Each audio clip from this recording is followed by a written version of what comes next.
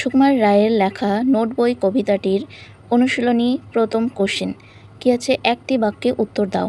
1-1 note বই কী ধরনের লেখাতে ভরা? উত্তর কী হবে? কিলবিল লেখাতে ভরা। 1-2 বক্তা কী করে নিজে নিজে নোট বইটি লিখলেন? উত্তর, বক্তা দেখে শিখে পড়ে শুনে বসে মাথা ঘামিয়ে নোট বইটি লিখলেন।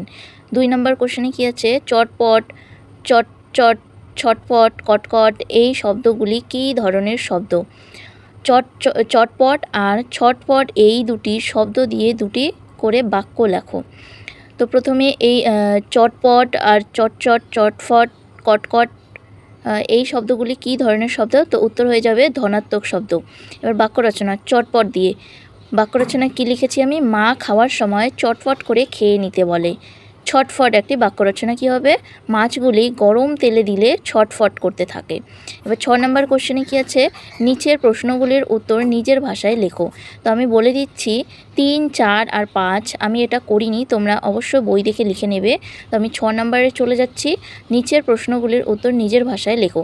6-1 কী আছে, ভালো কথা শুনি যেই চটপট লিখি তাই। বক্তা কোন কোন ভালো কথা নোট বইয়ে লিখে রেখেছিলেন? উত্তর, সুকুমার রায় রচিত নোট বই কবিতার বক্তা ফড়িংয়ের কটা ঠ্যাং, আরশোলা কী খায়, আঙুলেতে আঠা দিলে কেন চটচট করে, কাতুকুতু দিলে গরু কেন ছটফট করে, আর প্রভৃতি ভালো কথা নোট বই লিখে রেখেছিলেন। 6-2 কোশ্চেন, কাল থেকে মনে মোর লেগে আছে খটকা। কাল থেকে মনে কি খটকা লেগেছে? এই খটকা কিভাবে দূর হবে? উত্তর, ঝোলা গুড় সাবানে দেয় নাকি পটকায় দেয়? এই বিষয়ে নিয়ে কবিতার কতকের মনে খটকা লেগেছে। এই খটকা কিভাবে দূর হবে? তো এই বিষয়ের উত্তর মেজদাকে খুঁচিয়ে জেনে নিলেই খটকা দূর হবে। 6-3 নম্বর কোশ্চেন, বলবে কি তোমরাও নোট বই পড়োনি? নোট বই পড়লে আর কি জানা যাবে?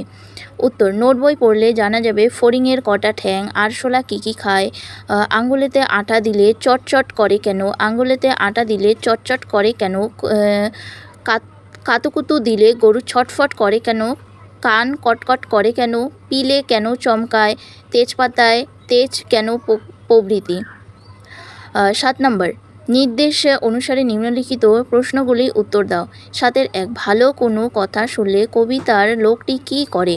উত্তর, ভালো কোনো কথা শুনলে কবিতার লোকটি চটপট নোট বই লিখে নেয়। 7-2 তার শোনা কয়েকটি ভালো কথার নমুনা কবিতা থেকে খুঁজে নিয়ে লেখো।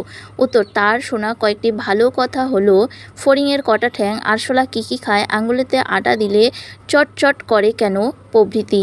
7-3 কিলবিল, ছটফট, কটকট, টনটন এগুলো কী ধরনের শব্দ? উত্তর, এগুলো হচ্ছে ধনাত্মক শব্দ।